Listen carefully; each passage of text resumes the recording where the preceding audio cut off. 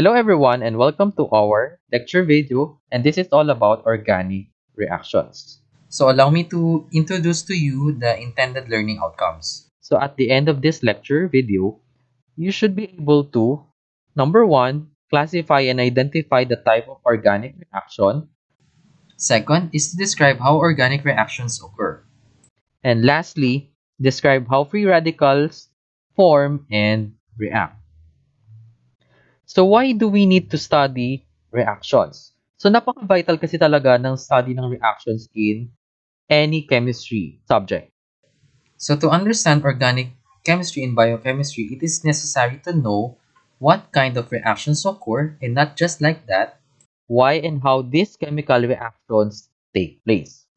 So all chemical reactions, whether it happens inside the laboratory or inside the body of any living organism, they follow the same set of rules.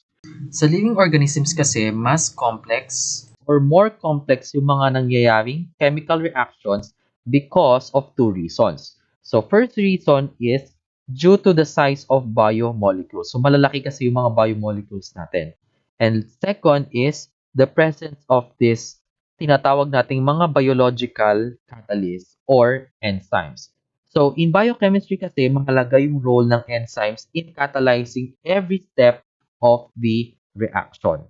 So the reaction will not proceed if the enzyme is not present.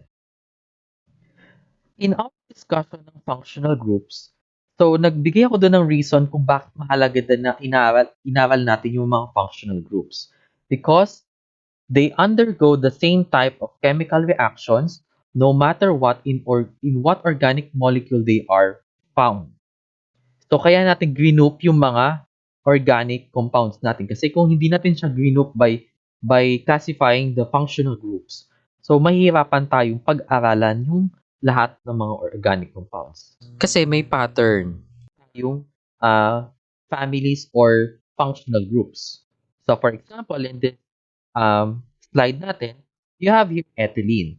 So ano ba ang nakita natin? Ethylene is an alkene. So meron siya nung double bond. So one classic example ng reaction ng mga alkenes ay yung tinatawag natin na bromination. So bromination is the addition of bromine, so Br2.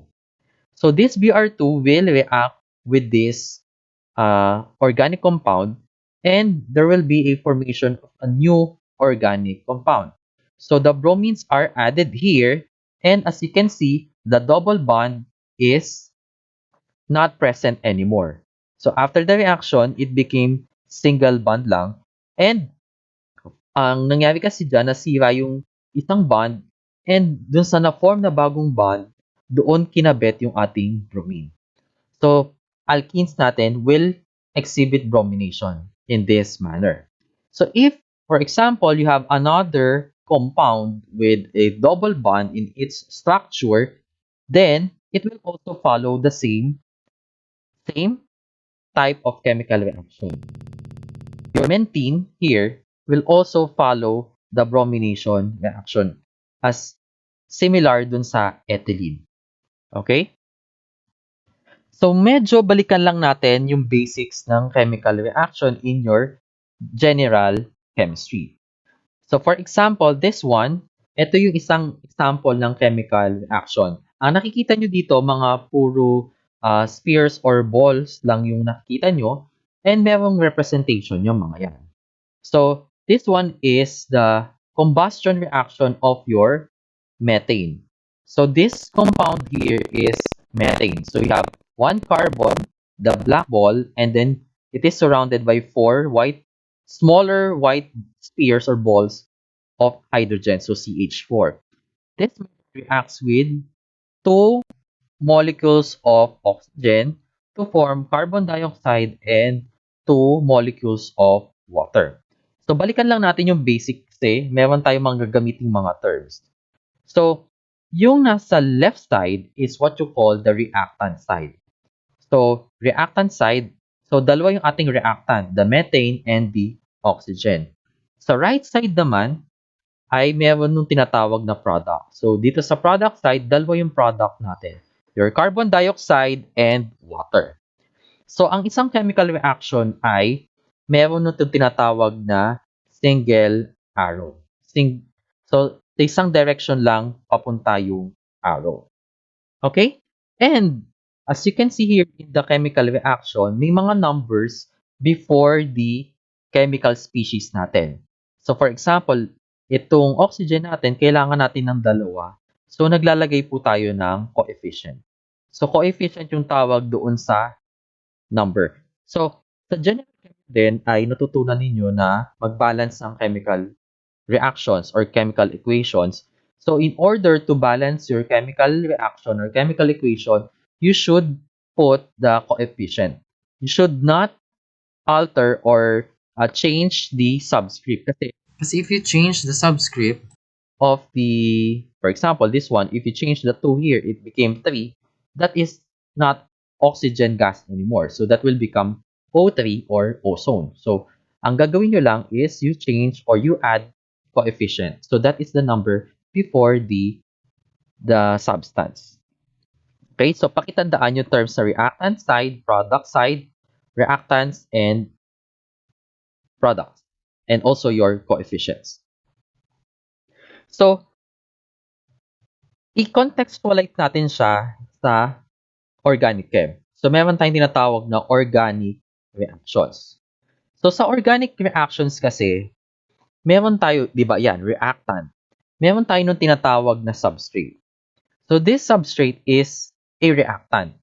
So, this is the reactant acted upon or being attacked by the reagent. So, meron tayong dalawang kailangan, the substrate and the reagent. So, the reagent is the chemical that you will use to that will react with the substrate. So, ang general equation nito ay ganito.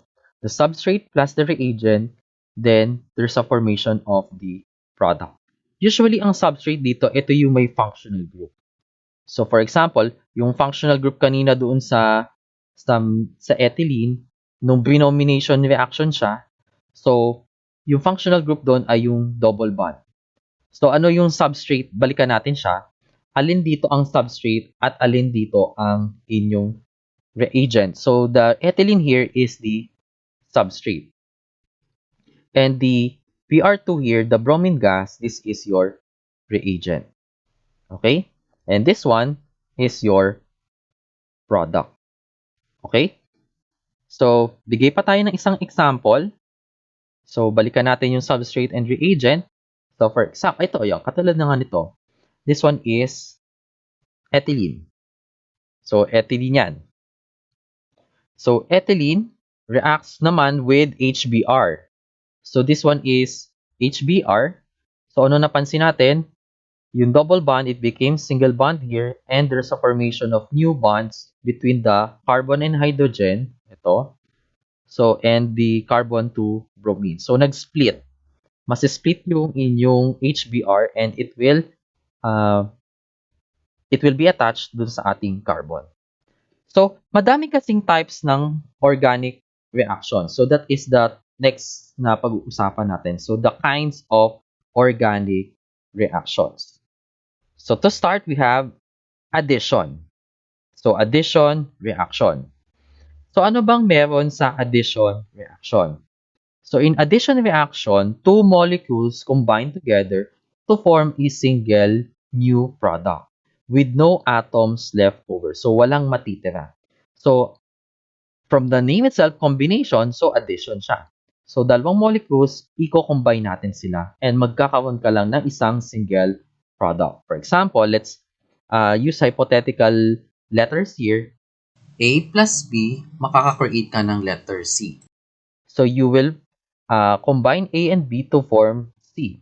So, anong example nga nito? Yung kaninang ating ethylene. So, your ethylene, which is an alkene because of the double bond here, will react with HBr and it will form this new product called bromoethane. So, ito yung pangalan ng compound na na-produce kanina, which is an alkyl halide. So, these two reactants, the ethylene and the HBr, will add to give this single product. So ano napansin din natin sa addition reaction? From alkene with a double bond, it became an alkyl halide. So there's a change in the functional group present in your organic compound. And ano pa? Naging isa lang yung product natin. So that's for addition reaction. What if baliktarin natin? If you have a single reagent or reactant, single reactant, then you will have two products. So that will be your elimination reaction. So what's the description of elimination reaction? This occurs when one molecule or a single reactant splits. So split, nahahati siya into two products. So gamitan lang natin ulit ng mga hypothetical letters. The general equation will become A will yield C plus B. So Ano ba ang magiging example natin dito? So, this one, this one reactant, you call this ethanol. So ethanol is an example of alcohol. So with the presence of an acid catalyst, so when say catalyst, this will speed up the reaction. So what happened? There's a formation of ethylene, which is an alkene, and formation of water.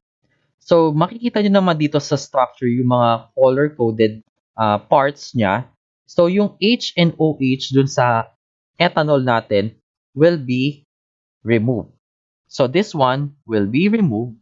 And if you have H and OH, that will become water. Okay? And ano napansin din natin? There is also change in the functional group. So, this one is an alcohol. It became an alkene. Mayroon tayong formation ng double bond. so isang Hint sa inyo na elimination reaction yung nangyari ay yun nga, lumiliit yung inyong molecule. So for example, ito, dalawang carbons pa rin siya. Pero meron tayong na form na may maliit na molecule which is water. So there's a formation of a small molecule. So ang tandaan nyo na lang dito, when it say elimination, your single reactant will split into two products. So that is for elimination. Now, paano naman kung dalawa na? Dalawa ulit yung ating uh, reactants. So, dalawa yung molecules natin. So, ano kaya? Pwede ba siya mag-form ng dalawang new product? So, the answer is yes. So, that reaction naman is what you call substitution reaction. So, this occurs when the parts of two molecules or the reactants exchange. So, nag-exchange sila to form two new products. So, ang general equation natin dito, yan, A, B, then C, D. So, mapapansin ninyo, parang nagpalit ng partners yung A and C natin. So, now, si A ay nakakonekta siya with D, and si C naman ay connected to D. So, you have exchange of partners. So, bigay tayo ng example ng substitution reaction. So in this reaction, methane reacts with chlorine in the presence of light. But not just ordinary light, this is UV light. With the presence kasi ng light, saka lang magpo-proceed yung reaction natin to form two products called tinatawag na chloromethane, and there's formation of HCl. So, ano nangyari dito? Yung Cl natin, dun sa chlorine gas, Cl2, mag-split yan, tas itong Cl na to, siya yung papalit o mag-substitute. Pakapalitan niya si H dito. Kaya napansin nyo dito, meron kan Cl na nakabit. So what happened to the H here? Siya naman yung nag-bond with Cl. Kaya naka-form kayo dito ng HCl. So this one is an example of substitution reaction. So meron nagiging exchange yung partners ninyo. for the fifth kind of organic reaction is what you call rearrangement. So what happens in a rearrangement reaction? This occurs when a single molecule, a single reactant, this undergoes changes in the way its atoms are connected. So ang makikita nyo dito mamaya sa ating general equation, you start with single reactant, you will end up with a single product. So paano yon? So from the word itself, rearrangement, your molecule will undergo reorganization. So magkakaroon ng reorganization ng bonds doon sa structure. And the atoms will yield the reorganization of bonds and atoms to yield a single isomeric product. So saan na ba natin narinig itong term na isomer? So when you say isomer, So these are organic structures or chemical structures with the same chemical formula. Yung isomers kasi ay napaka-prevalent sa organic chemistry. Kaya madami po tayong organic compounds. so the general equation will be like this. A will be converted to B. So magbigay tayo ng uh, example. So this reactant, so the name is 1-butene. So tanggapin muna natin na 1-butene yan. In the presence of an acid catalyst again, so the catalyst will help the na mag-proceed yung reaction.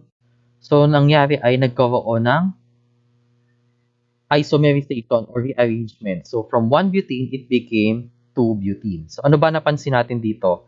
Dun sa double bond, di ba? C, double bond, C, then H, H. So parehas sila dyan. Pero dito sa part na to, meron kang dalawang carbon. So yung isang carbon ay nailipat dun sa kabila.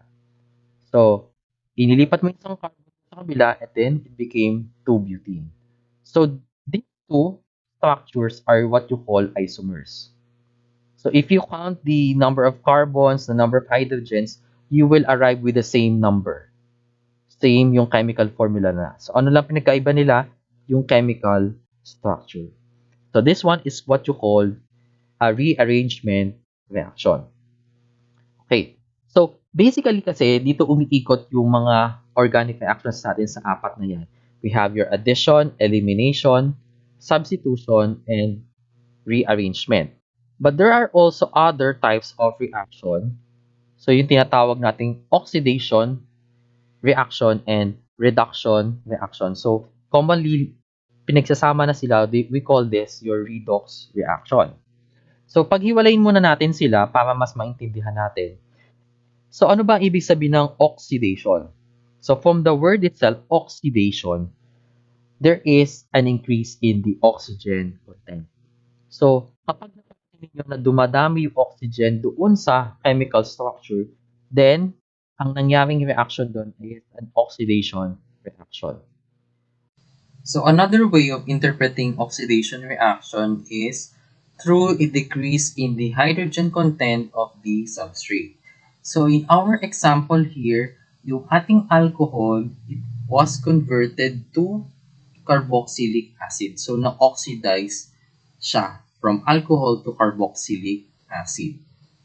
Ano yung similarity dun sa structure? So R carbon and OH, R carbon and OH. Pero dito sa naging product ninyo, may formation noong carbon double bond O. So nagkaroon ng pagdami ng or pag-increase ng oxygen dito sa substrate ninyo. And mapapansin nyo din dito na nag-decrease din yung hydrogen. Bakit? Kasi dito originally may dalawang hydrogens. So may dalawang hydrogens dyan. Nung dito na sa product side, nawala yung dalawang hydrogens kasi nagkaroon ka ng formation ng C double bond O or what you call a carbonyl group. So this is an example of oxidation reaction. Nagkaroon ng change, nagkaroon ng increase in the number of oxygen, decrease or nawala yung hydrogens natin sa substrate. This one is an oxidation reaction. So what happens naman dun sa kabila? So Yun naman yung tinatawag natin na reduction reaction. So sa reduction reaction naman, dito naman, nagkakaroon ng increase ng hydrogen. Or, pwede din natin gamitin yung another hint kung paano nangyari ang reduction reaction. There is a decrease in the oxygen content in the substrate. So, mapapansin natin na nabawasan yung oxygen or pwedeng mawala. So, for example, this one. This one is an example of a ketone. So, nag-i-insert na ako ng mga terms like ketone. So, ito yung mga functional groups natin. So, yung ketone natin, ayan, if you subject this to hydrogen gas with the presence of platinum, palladium, or nickel, what will happen? Your ketone will become an alcohol. So, nagkaroon ng, again, interconversion ng inyong functional groups. From ketone, naging alcohol. So, paano natin siya nasabi na reduction reaction to? Nagkaroon ng Increase in the number of hydrogen atoms. So, dito kasi, napansinin nyo dyan, ito kasi carbon double bond O, dito, nakabitan ng H. So, what happened? From double bond, it became single bond. Ito ay single bond lang din yan. So, single bond. And, yung oxygen, nakabitan siya ng H. And, dito sa carbon na to, kung sana na-i-imagine nyo na din, there's also hydrogen na nakakabit dyan.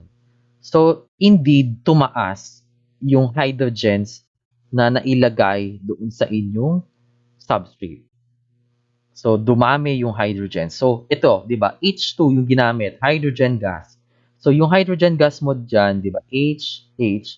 So, nag-split yan and naikabit siya doon sa, yung isang H na ikabit sa oxygen and yung isa ay naikabit doon sa carbon. So, naging alcohol. So, OH, pag may OH, that is an alcohol. Okay? So, yun yung pwede nyong gamiting hint kung ano bang nangyaring reaction. It's either reduction ba siya or oxidation. But usually, these two, the reduction and oxidation, they always come in pair. So, lagi silang magkapare. So, if someone will be reduced, the other one will become oxidized. So, ito siya. Ito yung oxidation reduction in one slide. So, for example, ito. This one is an aldehyde. So, bakit siya naging aldehyde? Kasi the presence of the C double bond OH. Ayan. And then, ang nakalagay dito, papunta sa right, is a reduction reaction. So, you will subject it to hydrogenation. So, Commonly in chemistry kasi ay binibigyan din ng pangalan yung mga chemical reactions. For example, hydrogenation is the addition of H2 gas. so ano napansin natin? Anong nangyari dun sa aldehyde? It became an alcohol here. So, yung parang katulad kanina, nasira yung, nawala yung carbon double bond O natin, naging C, single bond O lang siya. And yung oxygen kasi, meron pa siyang pwedeng ikabit dun hydrogen. So, this part became an alcohol. And dahil yung carbon mo ay kailangan masatisfy niya yung apat, nakagabit ulit ng isa pang H dito. So, this one is a reduction reaction kasi dumami, nag-increase yung hydrogens na nandoon sa inyong structure. Yung reverse is from alcohol to aldehyde. So, this one naman is what you call oxidation.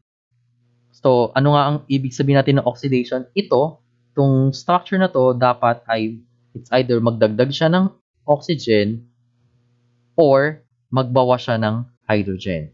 So, in this case, para maging aldehyde siya, from alcohol siya, inalis natin yung hydrogens na nakakabit. So, nag-alis ka dito. So, minus H2. So, that is what you call the process of dehydrogenation. So, dehydrogenation is an oxidation reaction. So, naalis yung hydrogens dun sa ating alcohol structure. So, ano nangyari? Naalis yung H, then kailangan may magbago dun sa structure, nagkaroon tayo ng formation nitong double bond. Double bond with carbon and oxygen, or yung naging carbonyl group siya. Okay? So, your reduction and oxidation reaction will always come in pair. So, lagi silang magkasama. Okay? So, I am now challenging you to classify these 5 uh, organic reactions shown here. So, you may pause the video for a while or take a screenshot of this one and deduce what kind of organic reaction happened here.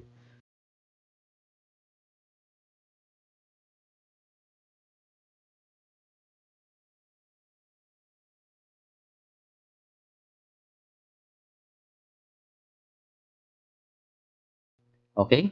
So, ano na natin, na-hit na natin yung unang objective, which is to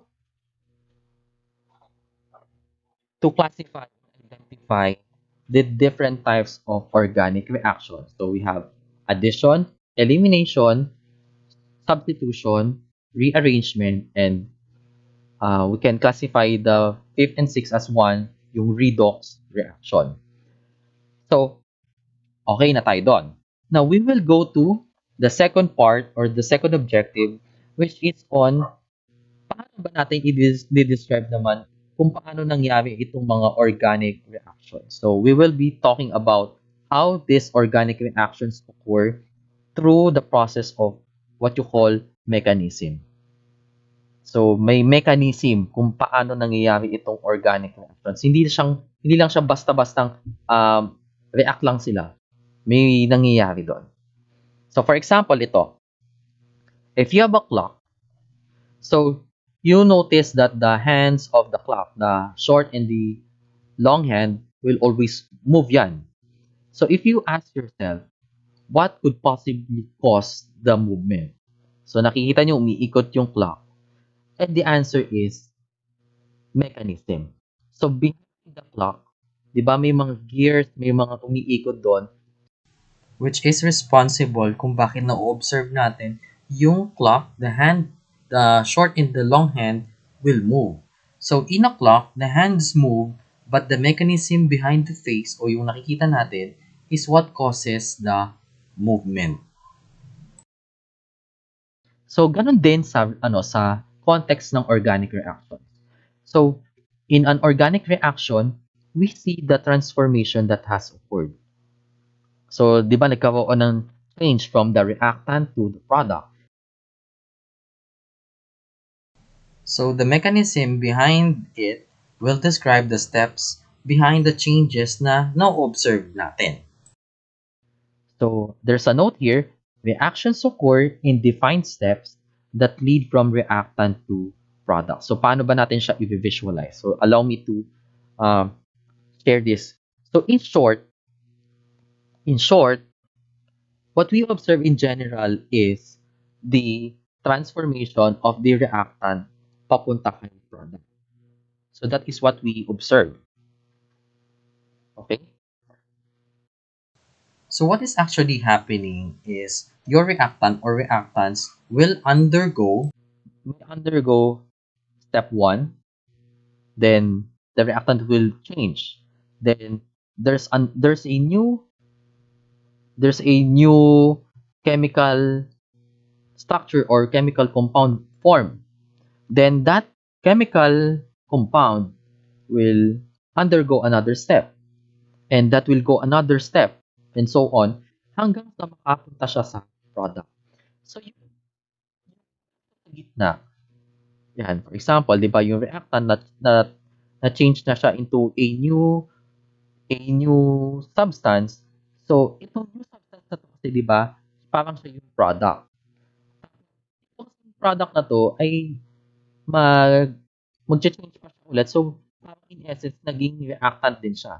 So, dun sa mga nasa gitna is what you call intermediate. So, mga intermediates ang tawag natin dyan. Okay? So, please take note that all chemical reactions will always involve bond breaking and bond formation. 'Di ba? Doon sa ating mga example ng mga organic reactions, 'di ba? For example, ito, in order to change aldehyde to alcohol, you need to break this. You need to break one of the bond in the double bond. So, na-break mo na siya, and then, merong formation ng new bonds. So, na-break mo yung isang bond dun sa carbon double bond. So, naging single bond. Carbon-oxygen single bond siya. So, yung oxygen, kulang pa siya. So, meron pa ulit na form na new bond. At doon pwedeng kumabit yung inyong reagent. Okay? So, yung H, for example, yung hydrogenation reaction natin. So, doon kumabit siya. Okay? So, all chemical reactions will involve the bond breaking and formation of your bonds. Okay? So, let me outline lang yung steps in mechanism. So, in steps in mechanism, you always classify the types of step in the sequence. So, yung step kasi, it's either yun nga, may formation or breaking ng covalent bond. So, again, since we're dealing with organic compounds here, ito ay mga covalent bonds. Okay? So, steps can occur individually, so paisa-isa, or combination with other steps. So, pwedeng nagsasabay-sabay. When several steps occur at the same time, ito yung tinatawag natin na concerted. So, sabay-sabay siya. So, concert. So, yan yung nangyayari sa mechanism. And meron tayong dalawang classic steps in a reaction mechanism. So, bond formation or breakage can be symmetrical or unsymmetrical. Ano kaya ibig sabihin nitong symmetrical and unsymmetrical? So, may other term for symmetrical, you call this your homolytic. Yung lytic means lysis. So, that's another term for lysis or breakage. Breakage. Pag naman unsymmetrical, you call this heterolytic. So, tingnan natin yung tinatawag natin na bond breakage. So, for example, meron kang compound AB. So, sila ay nag-share sila ng electrons nila. Doon sa tinatawag natin na symmetrical bond breaking or homolytic process, yung one bonding electron stays with each product. As you can see here, yung A and B, share nila yung electrons. So, maghihiwalay sila. So, meron silang tag-isang electrons. In my discussion of bond formation, di ba, you need two electrons. One from one element and the other electron coming from another element. So, we know na if they share the electrons, then that's the time that they will form the bond. In case naman na they will break the bond, then pwede nilang paghatian yung electrons. So, meron silang tag-isang electrons. From this one, AB, nagkaroon ng electron si A and may electron din si B. So, one bonding electron stays with each product. So, ito, may tawag tayo dito sa ganito. Yung A na may dot, you call this a radical. So, a radical is a chemical species. So, it's a chemical species na merong tinatawag na unpaired electrons. And pag unpaired ang electrons, napaka-reactive ng mga radicals. So, another description of radicals will be meron silang odd number of electrons. So, ito, nag-iisa lang yung electron. Ito yung iniiwasan nating mangyari sa mga organic compounds. So, magkaroon ng tinatawag nga na radicals. Kasi, yung mga radicals na yan ay very reactive sila. So, di ba, kaya nga tayo mayroong naririnig sa mga commercials na it combats or fights free radicals. Pag iinom ka ng ganitong gamot or beauty product, so kino-combat daw niyo yung mga free radicals na form sa inyong katawan. Okay? So if the bond yung hatian nung bond ay symmetrical, so nagkakaroon ng tag-isang electron. So what if medyo madamot itong yung isa? Kinuha niya lahat ng electrons. So what will happen? This is what you call unsymmetrical bond breaking. So may isang product, 'di ba? We call this, dito yung reactant, ito yung products yan. So yung isang product, nasa kanya yung dalawang electron. So the two bonding electrons stays with one product. So in this case, si B.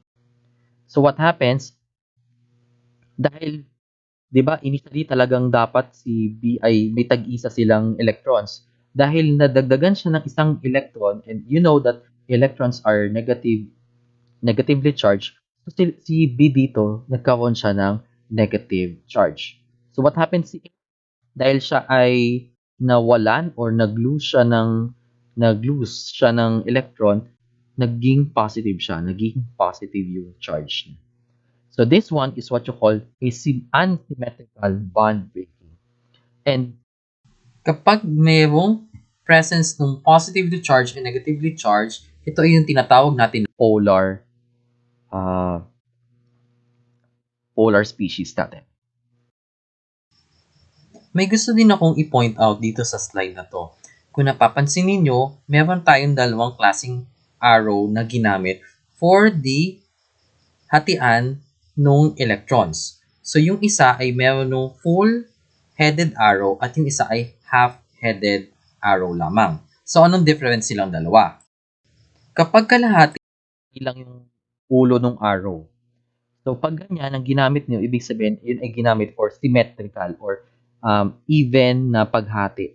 So pagkuha nila ng electrons. Pag naman ito, this is what you call a full-headed arrow. So yung mga electrons ay mapupunta sa yung dalawang electrons ay mapupunta doon sa isang product natin. So this is a full-headed arrow. Okay?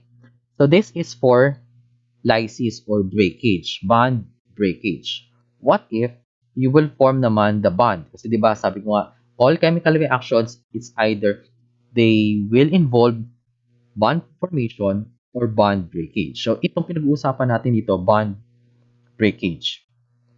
So meron naman din tawag na bond formation. So kapag symmetrical, ang tawag naman natin doon is homogenic, and pag unsymmetrical, we call that heterogenic. So, yung genic dito, parang it comes from the word Genesis, di ba? The Bible, that's the first book of Bible. So, ang Genesis, doon din yung story ng the beginning. So, Genesis means start or formation. So, formation. So, paano naman nangyayari yung bond formation? So, kapag meron kang dalawang radical. So, ito naman, magpo-form ng bond yung inyong dalawang radicals. So, i-share nila. So, i-donate nila sa isa't isa. I-donate ng isang reactant yung kanyang one bonding electron. Diba? Radical nga siya. So, ito. This is A radical and B radical. So, makikita nyo anong klaseng arrow din yung ginamit. A half-headed arrow. So, if they will join together, so meron kang formation ng bond between A and B. So, this is asymmetrical bond making from a radical. What if dun sa other case natin, yung isang reactant ay nasa kanya yung dalawang electrons, tapos negatively charged siya, tapos i-donate niya yung dalawang electrons na yon, yung dalawang bonding electrons na yon, papunta kay A. So, ang mangyayari dyan, yung dalawang electrons will be used for bonding with A. So, mapo-form again yung bond between A and B. But this time, this comes from polar species natin. So, this one is unsymmetrical. And, mapapansin niyo, ang ginamit dito is a full-headed arrow. Okay? So, itong nasa taas, this is what you call the homogenic, homogenic siya. Tapos ito namang isa is yung heterogenic. So, gagamitin nyo yung genic kapag ay bond formation, bond making. Kapag lysis, kapag breakage. Or other term din sa organic chem ng bond breakage ay cleavage. So, bond cleavage. Okay? So, yan yung tinatawag natin na the types of steps in reaction mechanism.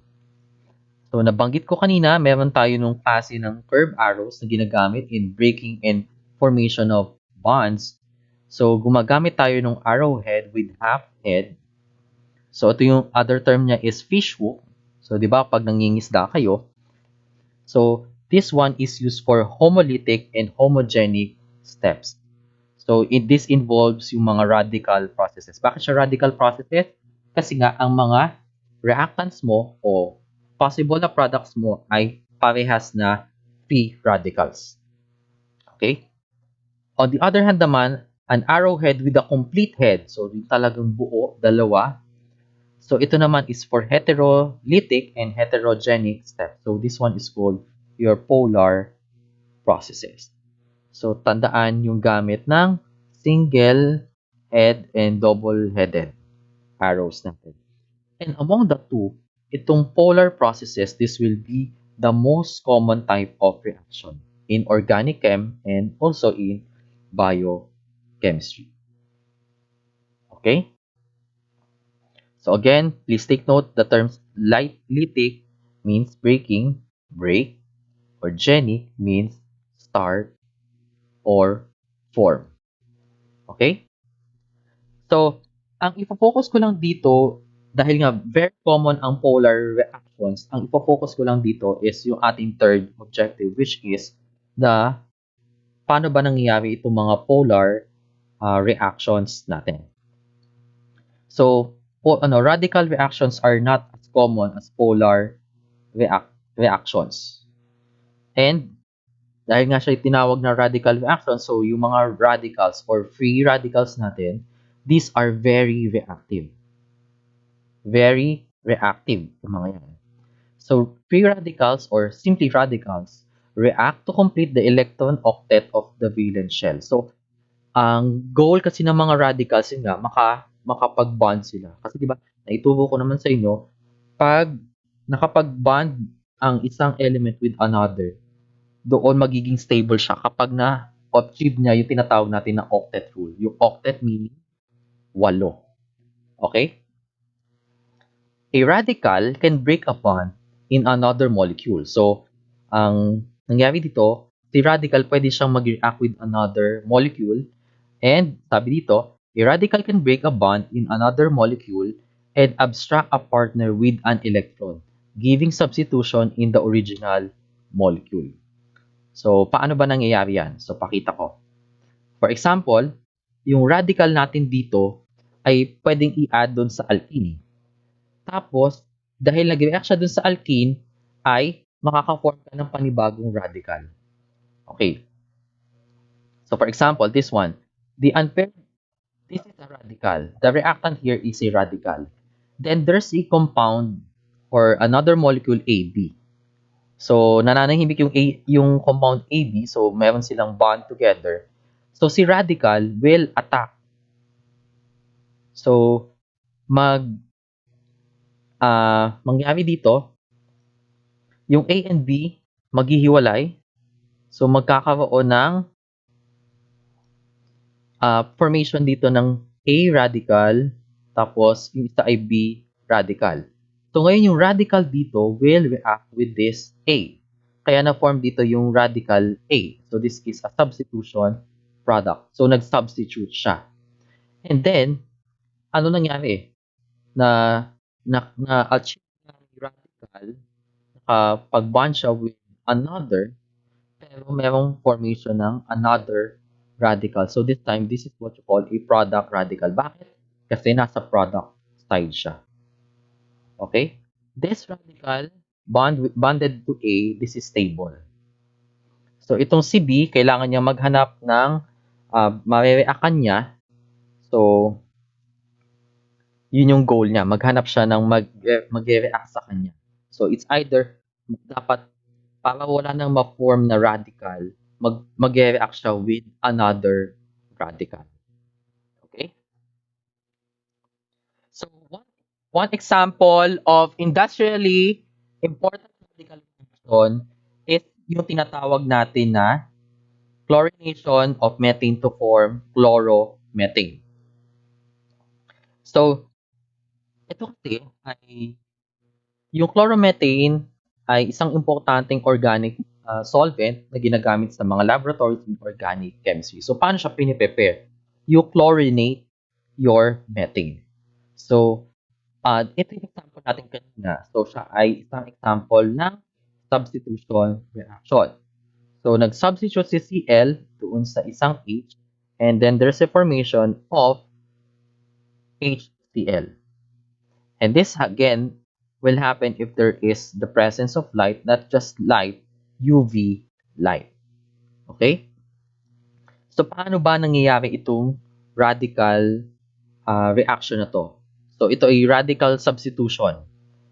So, magkakaroon kasi ng formation ng free radicals dito, radical. And then, di ba yung classification nito sa type of organic reaction, this is a substitution. So, kaya siya tinawag na radical substitution. Ang isang radical substitution reaction ay may tatlong steps. So, meron tayong tinatawag na initiation, propagation, and termination. So, when say initiation, ito yung start. So, in initiation, there is a homolytic formation of two reactive species with unpaired electrons. So, when say two reactive species with unpaired electrons, this is just a radical, a free radical. So, ano yung mangyayari? 'Di ba ang ating reagent, balikan natin yung mga terms. So, your substrate here is your methane. And your chlorine here is your reagent.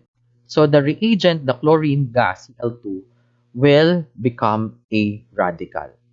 So pag na-form na yung radical, sa kanya i-attack si methane. So in initiation, there's homolytic formation. When say homolytic, maghihiwalay yung dalawang chlorine natin, but dala-dala nila yung tag-isang electron or the unpaired electron. So this happens only if you have UV light. So UV light. So in the presence of UV light, your chlorine gas will become two radical chlorine radicals. So ito na siya. This is a radical. Ngayon, the next step is what you call a propagation. Propagation step. So ito na yung nag-react na yung ating nagre-react na yung ating radical with the molecules. So, ano yung molecule na i-react na dito? Yung methane. So, example, the reaction of the chlorine atom with methane to give HCl and CH3. CH3, ito ay dot. So, ito ay magkakaroon ng formation ng radical ng CH3. So, ito ang tinatawag na methyl radical. So, di ba, na-form na yung chlorine radical. So, yung sa inyong methane gas, diba, CH4 yon, yung isang bond doon, yung carbon to hydrogen, ay magkakaroon ng homolytic breakage. So, magkakaroon ng H radical, tapos methyl radical. So, yung H radical dito will react with the chlorine radical to form this product, HCl. So, meron ka ngayong CH3 radical or the methyl radical. Ngayon, that methyl radical will again react with another Cl gas. So, kailan ulit mangyayari itong homolytic breakage ng bond dito kapag may UV light ulit. So, may UV light. So, magkakaroon ka ulit ng formation ng magkakaroon ka na dito ng formation ng Cl Cl radical, chlorine radical, and this time, makikreate na dito yung ClCH3 or what you call chloromethane. So, yung chloromethane yung gusto nating product. So, ito yung maproproduce natin. Okay? Ngayon, may ulit.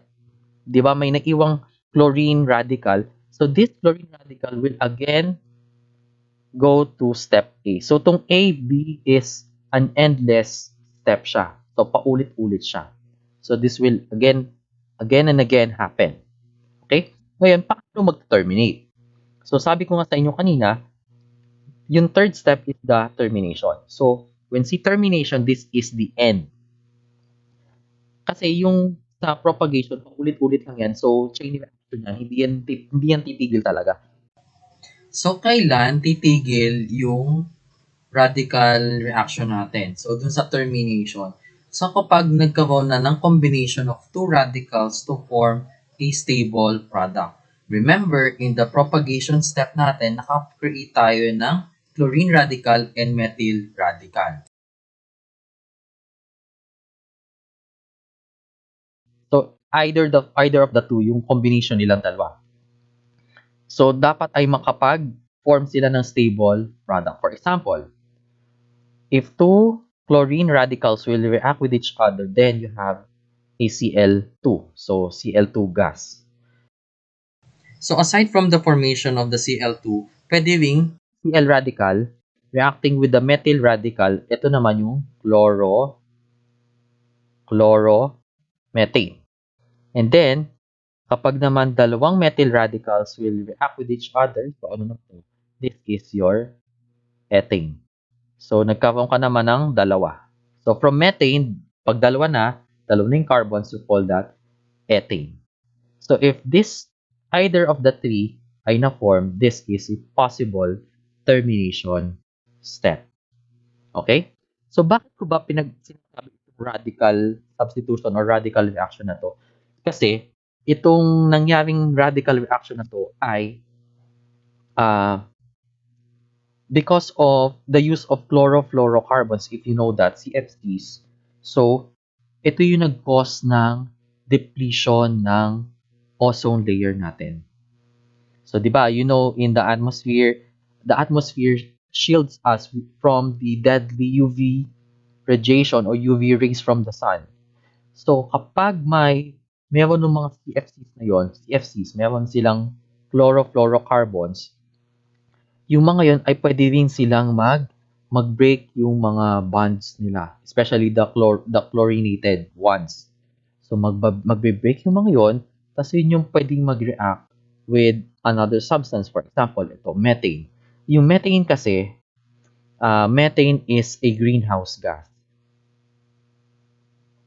So, isa sa greenhouse gases natin itong CH4, methane. So, itong methane kasi ay nakukuha yan sa mga nabubulok na mga organic material. So, nag-escape yan papunta sa ating atmosphere. So, iniwasan na din nating mag-release ng CFCs kasi nakakasira ito sa ating atmosphere. Also, binana din yung paggamit ng mga aerosol sprays. Okay, that's the reason why binana yung mga paggamit ng mga CFCs. Yung mga refrigerants, freons in the refrigerator in way back 1970s or 80s. So, binan na yung mga yun. Okay? So, let's summarize the three steps in the free radical reaction. You have initiation, propagation, and termination. Again, pasadahan lang natin ng mabilis.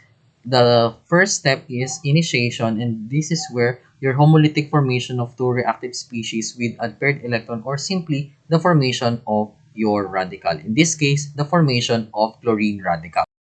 There's propagation step. So, nag-react yung radical with the intended na substrate. So, may mga formation tayo ng mga side products like HCl. Tapos, meron din tayong formation ng methyl radical, which again, that methyl radical here reacts with your Cl radical to form the necessary or the product that you want, which is chloromethane. So, And the last step is yung tinatawag na termination. The termination step happens lang if you have the formation of a stable product from two radicals. So, pwedeng dalawang chlorine radicals reacting with each other to form the Cl2 gas, or a chlorine radical with a methyl radical to form the chloromethane, and yung dalawang methyl radicals to form ethane. By the way, for last ano na lang info, so kapag na-start, pag meron ka na kasing chloromethane na na-produce, itong ClCH3, this could be further reacted with yan, via the free radical reactions natin na to para maka-form naman ng tinatawag na dichloromethane and other chlorinated na mga substances. So, from chloromethane, ClCH3, pwede ito maging Cl2, CH2, or this is dichloromethane. Pwede din siyang maging trichloromethane. So, may H dyan. Or, pwede din yung tinatawag na CCl4 or tetrachloromethane. So, ito mga to, yung apat na yan, chloromethane, dichloromethane, trichloromethane, and CCl4, yan po ay mga importanteng organic solvents in organic chemistry. Okay? So, in this lecture video ay touch natin yung tatlong objectives natin. So, we're able to hit the three. So, the first one is na-classify natin and identify natin yung mga organic reactions. And second one is na nasabi na natin kung paano nagkakaroon ng organic reaction. So, yung homolytic and heterolytic processes.